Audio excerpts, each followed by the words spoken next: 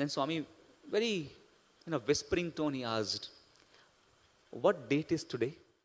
I said, Swami, 6th of August.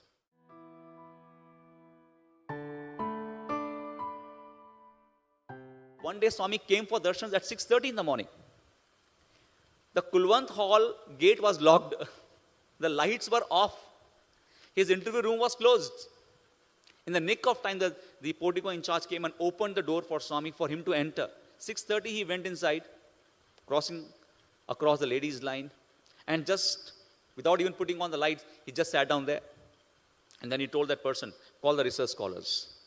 We were in a half-bathed, half-shaven position. We all ran with barefooted. We ran to Mandir and we entered the room one by one. And Swami acknowledged our presence and then he closed his eyes again. I was sitting so close to Bhagwan. Was he even breathing? There was no movement from him for 45 minutes time.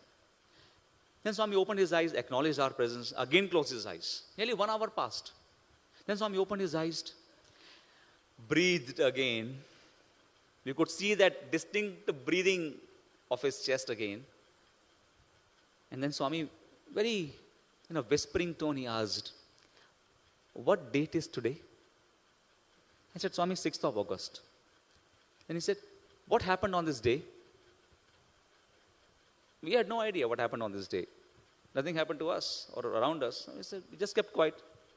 And then Swami himself said, this is the day that atom bomb was dropped on Hiroshima in Japan.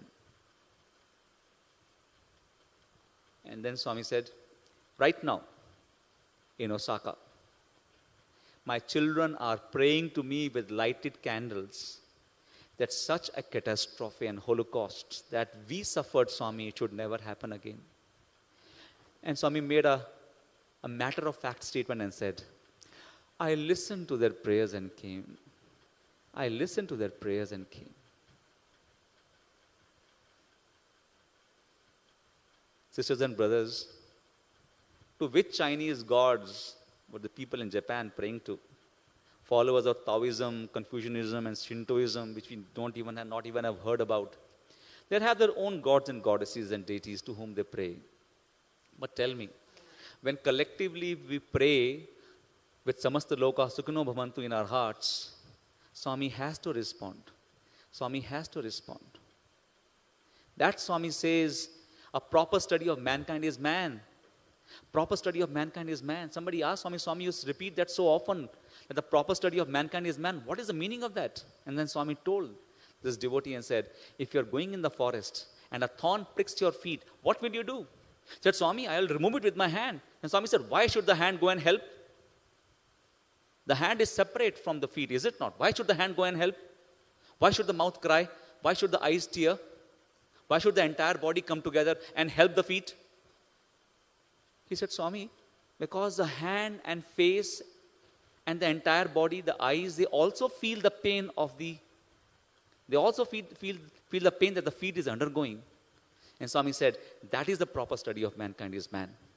When one part of society is suffering, when one part of society is languishing behind, when one part of society is undergoing difficulties, should not the remaining part of society come together and help?